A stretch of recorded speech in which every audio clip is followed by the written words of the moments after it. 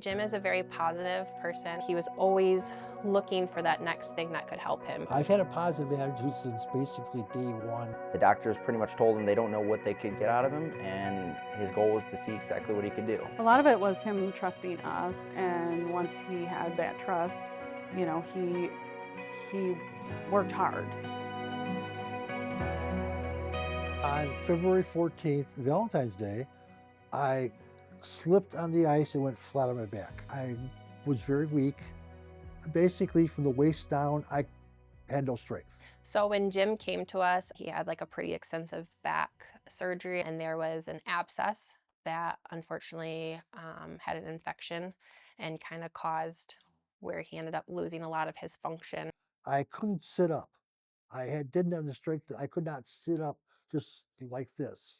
We just have to start at the beginning with them and, you know, start with the strength first and his trunk strength and getting transfers. And, he was trusting us to move him and trusting some of these machines to lift and taking his hands away. We have a standing frame, so it has a sling that goes around, supports under his bottom to build strength, in his legs and get them, stimulate the muscles. So I was putting just a little tiny bit, but it was teaching me how to stand again. It helped a lot. And initially, he comes in and he has no movement of his legs. It was quite a challenge because how can I get exercise going when he can't even get out of his wheelchair? For him, I thought if we could activate that quad, he might, in his brain, learn how to do it himself.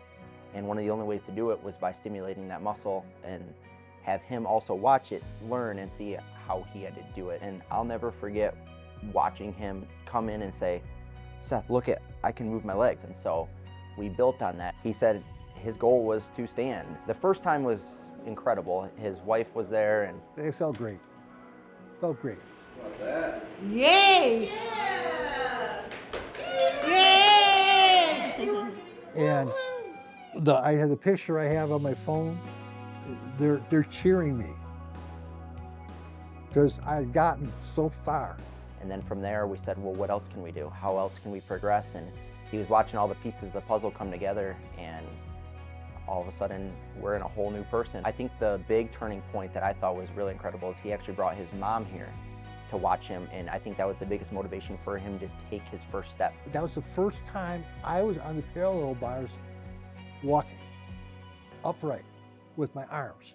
When I watch somebody come in here like Jim, and he rolled in a wheelchair without being able to move his legs, and now we're spending the sessions walking around the gym, and he's telling me all these great things he's doing, the restaurants they're going to, his life is opened up, and that's why I love it, is because, again, I love serving our community in Northern Michigan, and for us to be right in his backyard and for us to be able to help him out that way, I think that that's everything. I want to keep walking.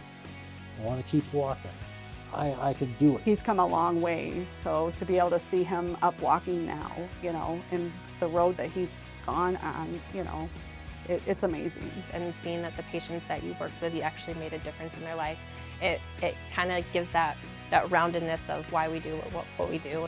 You can do it. Take the time. Listen to your therapist. I want him to be able to do everything that he needs to do in his daily life on his own. Whether that's eventually walking without a walker or with a cane, I don't know what that's going to be, but hopefully it's just increasing that independence, letting him feel like he's got this, that he's on his own and he doesn't need our help anymore.